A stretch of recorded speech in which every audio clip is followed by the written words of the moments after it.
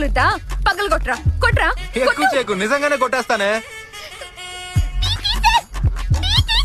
ఏంట్రా సడన్ గా కాకిలా అరుస్తుంది? యూత్ మన మధ్య తమిళ్లో రిలీజ్ అయింది, మంచి పేరు వచ్చింది, సినిమాకి మంచి కలెక్షన్స్ వచ్చాయి.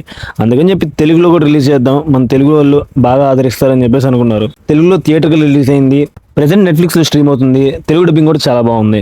అందరూ తెగ హైప్ ఇస్తూ ఉంటే ఏముంటుందా అని చెప్పి స్టార్ట్ చేశా.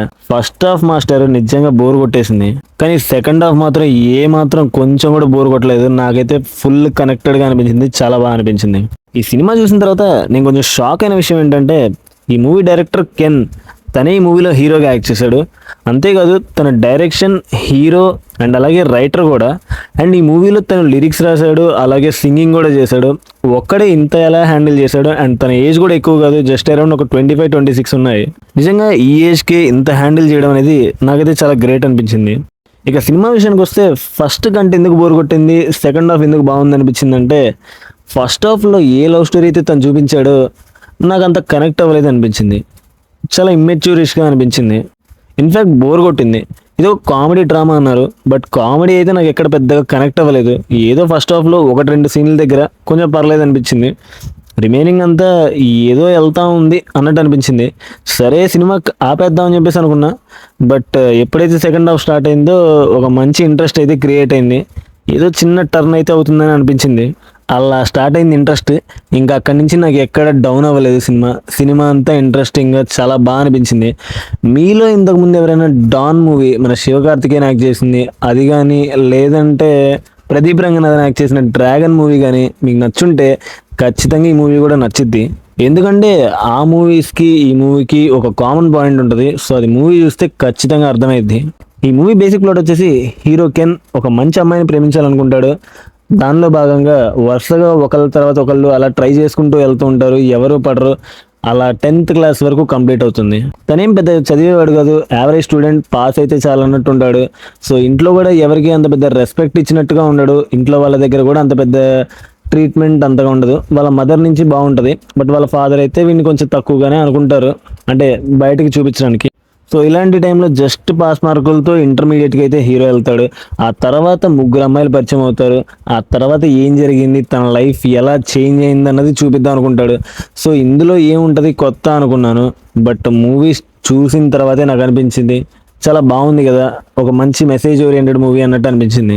ఫస్ట్ హాఫ్లో హీరో ఒకలా ఉంటాడు, సెకండ్ హాఫ్లో ఇంకోలా ట్రాన్స్ఫార్మ్ అవుతాడు. ఆ ట్రాన్స్ఫర్మేషన్ ఏదైతే ఉంటుందో చాలా బాగున్నట్టు అనిపించింది.